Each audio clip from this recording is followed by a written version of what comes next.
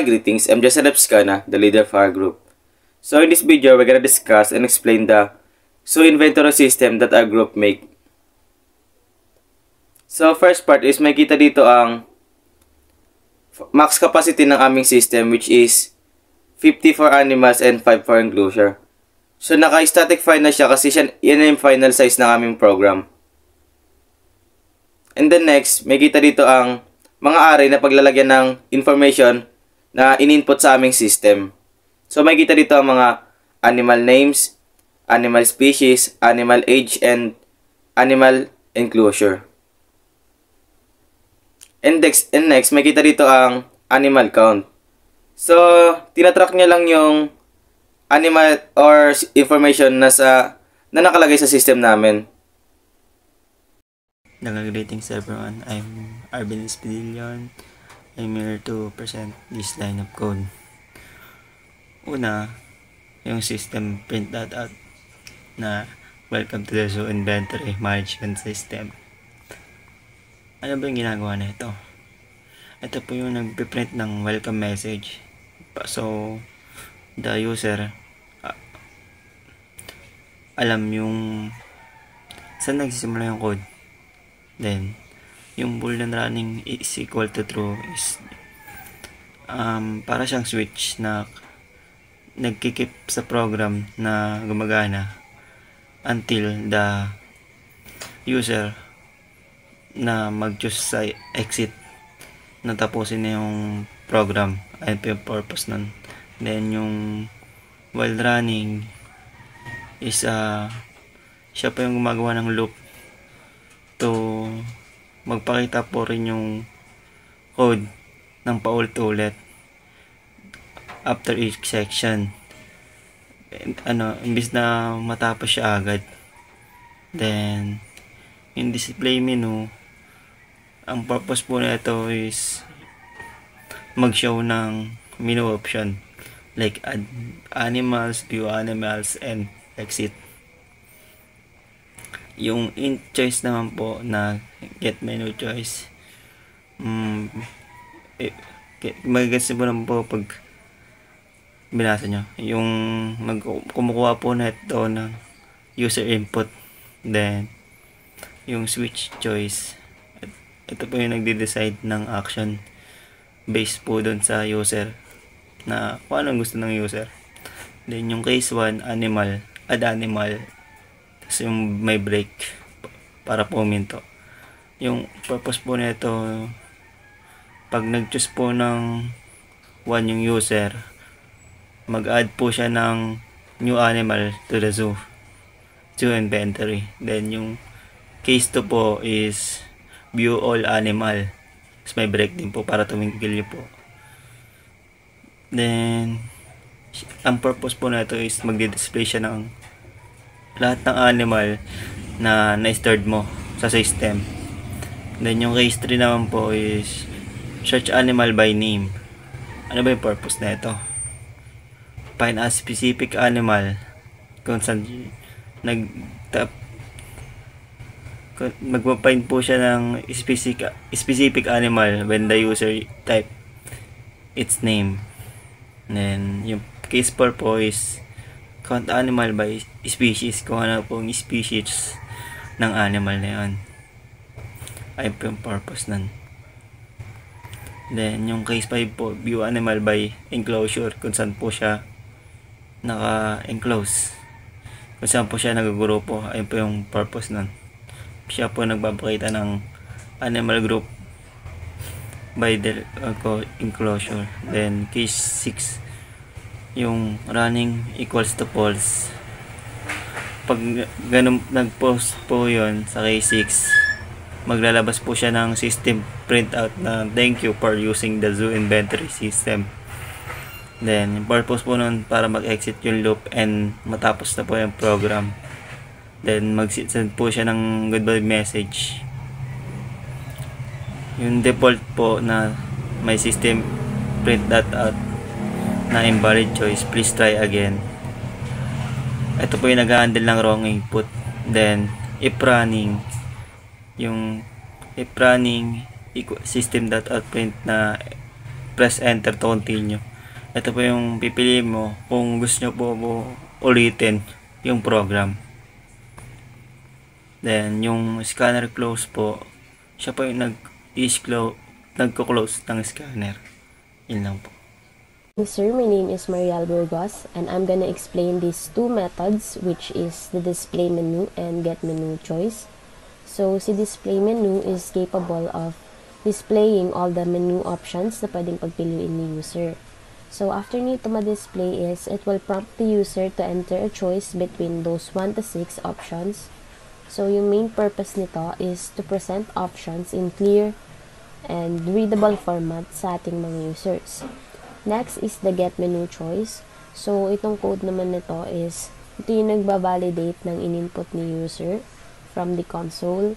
So, i-convert nito into an integer and hinahandle nito yung any invalid input, like kapag nag-enter si user ng letter, hindi number. So, it will throw a number format exception which tells the program na yung in-enter ni user is not a proper number. Dengar greetings, I'm Josephine May de la Cruz, and today I will explain this line of code. This line of code is about adding a new animal into the system.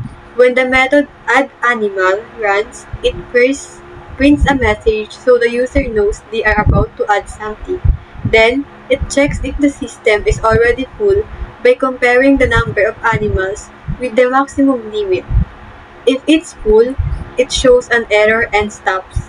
If there's still space, the program asks the user to type the animal's name. After that, it checks if the name is empty. If it is, it won't allow it and shows an error. Lastly, the program checks if the name is already in the list of animals.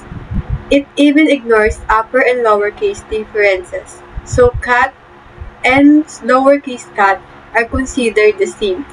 If the name already exists, it shows an error and doesn't add it. Basically, this code makes sure you can only add an animal if there is space, if the name is typed correctly, and if it isn't already in the system.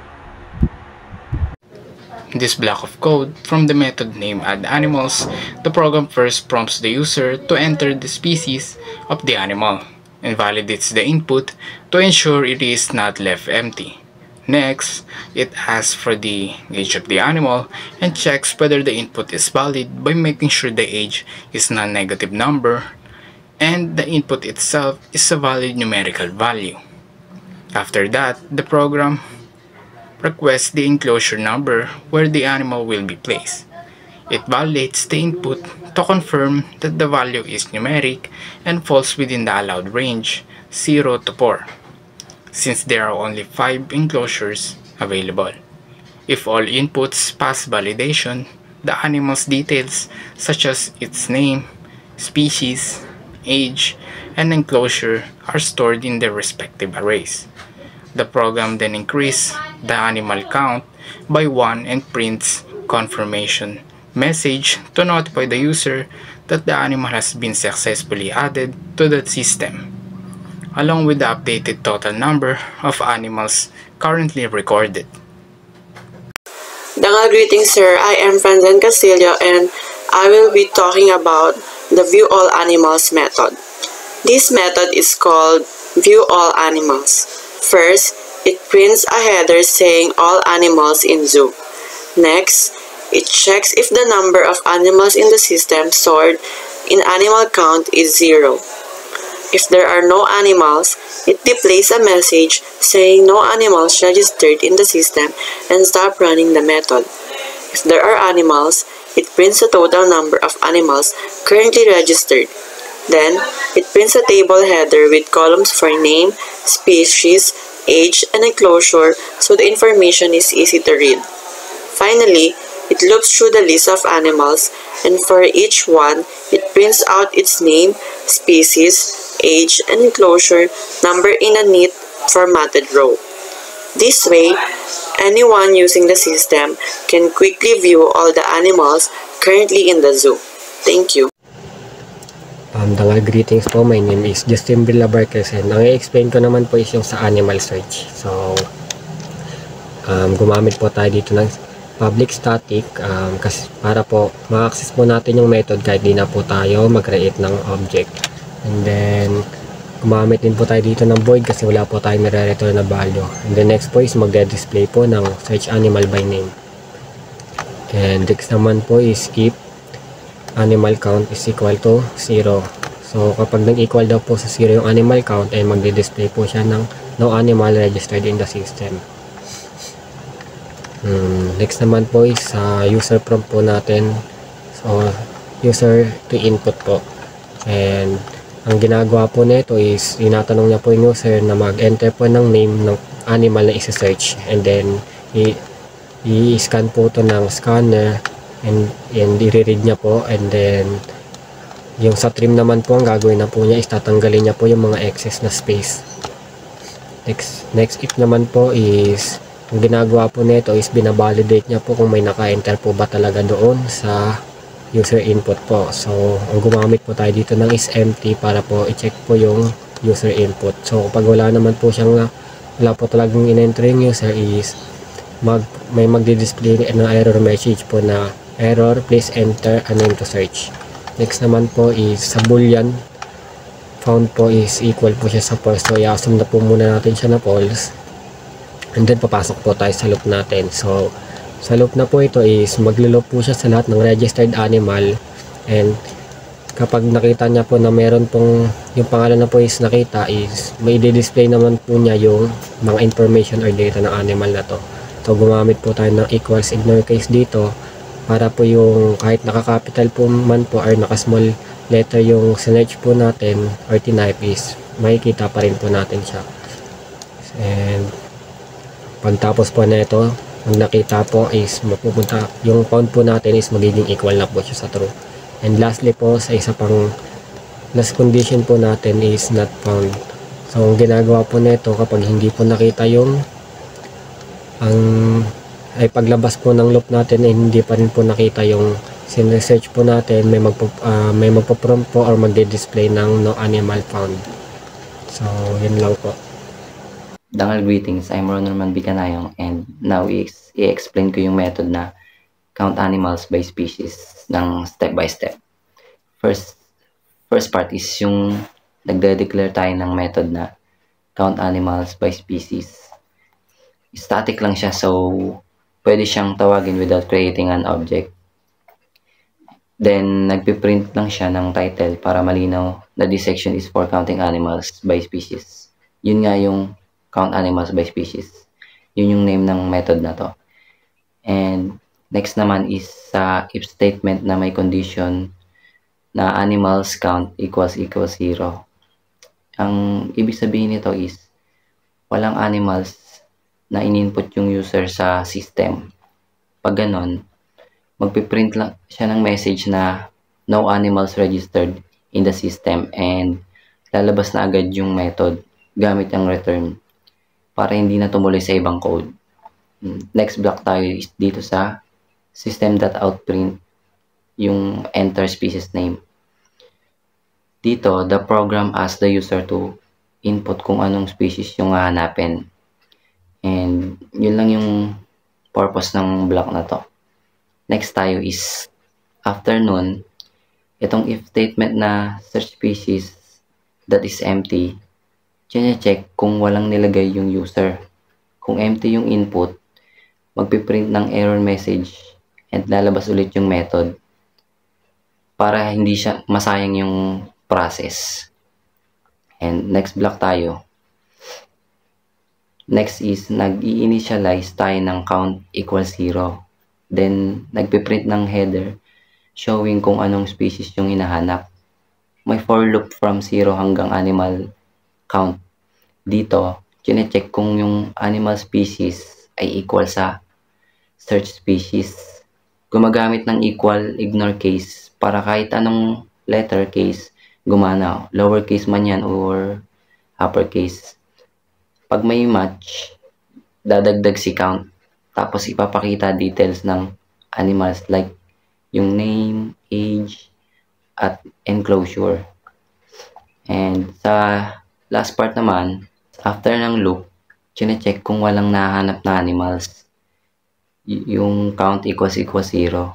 Pag wala, magpiprint na walang animals. Pag meron naman, ipapakita yung total number of animals na hinahanap na species.